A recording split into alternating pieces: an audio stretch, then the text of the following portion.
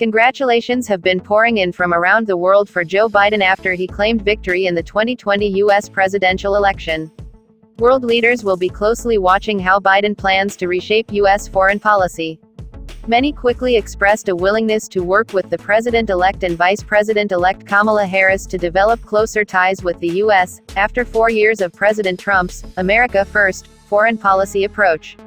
The Associated Press called Pennsylvania for Biden at 11:25 a.m. Eastern Time Saturday, taking him to 290 Electoral College votes in the AP count.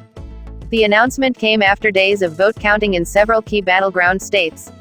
Trump's campaign has yet to concede, and since Tuesday's election day, the president has repeated false claims of voter fraud and filed several lawsuits attempting to halt vote counting and disqualify ballots. United Kingdom Prime Minister Boris Johnson congratulated Biden and Harris in a tweet on Saturday.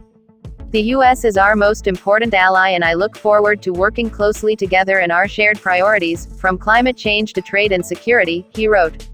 Johnson also congratulated Harris specifically in her historic achievement. She will be the first woman to be elected vice president, as well as the first black person and first Asian American to hold that office. The UK is hosting the UN's next major climate conference, COP26, in Glasgow in 2021, which has been flagged by experts as the last real opportunity for successful multilateral climate action. Given Trump pulled the U.S. out of the Paris Agreement, and Biden has pledged to rejoin, Johnson will likely be optimistic that a Biden presidency will increase the chances of decisive action being taken at the event. Canada's Prime Minister Justin Trudeau expressed congratulations to the Biden-Harris campaign Saturday. Canada and the United States enjoy an extraordinary relationship, one that is unique on the world stage. Trudeau wrote in a statement, "We will further build on this foundation as we continue to keep our people safe and healthy from the impacts of the global COVID-19 pandemic, and work to advance peace and inclusion, economic prosperity, and climate action around the world." Trudeau and Trump have clashed over trade and introduced tariffs on goods from each other's countries. It's expected that relations may improve with a more ideologically aligned Biden government. Trudeau and Biden also had a positive relationship during Biden's time as vice president in the Obama administration.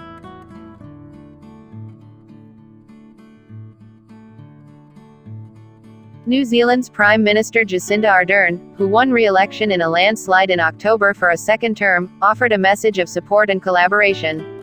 "The relationship between our two countries is strong, and I look forward to developing even closer relations with the incoming Biden administration," Ardern said in a statement. As vice president, Joe Biden was a close friend of New Zealand and visited here in 2016, the most senior U.S. politician to do so since President Bill Clinton attended APEC in 1999, she said. She noted the importance of New Zealand working with the U.S. on the prosperity, security and sustainability in the Indo-Pacific and Pacific Island regions, as well on global challenges like COVID-19 and climate change. Ardern also added that, New Zealand has enjoyed positive and cooperative relations with the United States over the period of the Trump administration, especially in the Indo-Pacific and Pacific Island regions. Ireland's Taoiseach Michael Martin congratulated Biden and Harris, saying the pair will make a very formidable team, and that Biden has been a true friend of this nation throughout his life. Referencing Biden's Irish heritage, Martin said he looked forward to welcoming the president back home when the circumstances allow. Indian Prime Minister Narendra Modi congratulated both Biden and Harris on Twitter, noting his past relationship with Biden and Harris's connection to the Indian subcontinent. Both Harris and Biden have been outspoken about India's human rights violations under Modi, though Biden has also committed to strengthening ties with India, the world's largest democracy. Prime Minister of Pakistan Imran Khan congratulated Biden and Harris on Saturday, saying he looked forward to working with them on some of their specific international policies including supporting worldwide democracy.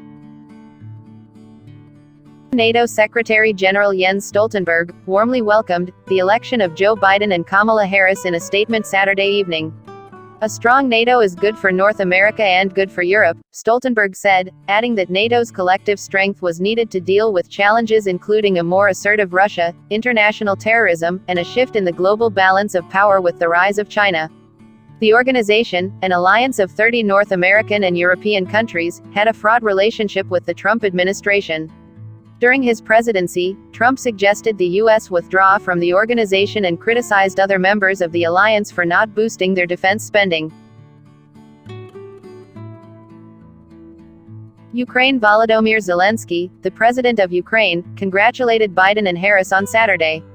Ukraine is optimistic about the future of the strategic partnership with the United States, he wrote. Ukraine and the U.S. have always collaborated on security, trade, investment, democracy, fight against corruption. Our friendship becomes only stronger. Ukraine played an unexpected role in the presidential election. Trump was impeached in December 2019 on charges that he sought Ukraine's help in his re-election effort by asking Zelensky to launch an investigation into his opponent, Joe Biden. And during the election, the Trump campaign sought unsuccessfully to find evidence linking Biden's son, Hunter, to corrupt activities in the country. European Union President of the European Commission Ursula von der Leyen congratulated Biden Saturday, saying that she looks forward to meeting him at the earliest possible opportunity. As the world continues to change, and new challenges and opportunities appear, our renewed partnership will be of particular importance, von der Leyen said in a statement. French President Emmanuel Macron congratulated Biden and Harris shortly after the announcement on Saturday. We have a lot to do to overcome today's challenges. Let's work together. Macron, who had previously criticized a lack of global American leadership under the Trump administration, tweeted. German Chancellor Angela Merkel congratulated Biden and Harris in a statement released by her office. I'm looking forward to working with President Biden. Our transatlantic relationship is indispensable if we are to tackle the biggest challenges of our time, she wrote. The first woman Chancellor of Germany, Merkel also congratulated Harris on becoming the first woman vice president. Merkel and Trump had an especially testy relationship, with the president pressuring Germany to spend more on defense and accusing the country of being totally controlled by Russia. Italy's Prime Minister Giuseppe Conte congratulated Biden, as well as the American people and institutions, for an outstanding turnout of democratic vitality, in a year that saw more Americans vote in an election than any other in U.S. history. The U.S. can count on Italy as a solid ally and strategic partner, said Conte in a tweet Saturday. Swedish Prime Minister Stefan Löfven congratulated Biden and Harris on their win Saturday, saying that he was looking forward to strengthening excellent U.S.-Swedish relations and to work jointly for multilateralism, democracy and global security. Nigeria. In a series of tweets Saturday, Nigerian President Muhammadu Buhari congratulated Biden on his election, at a time of uncertainty and fear in world affairs. Buhari's tweets stressed the importance of democracy, and he urged Biden to introduce greater engagement with Africa, as well as tackle the negative consequences of nationalist politics on world affairs.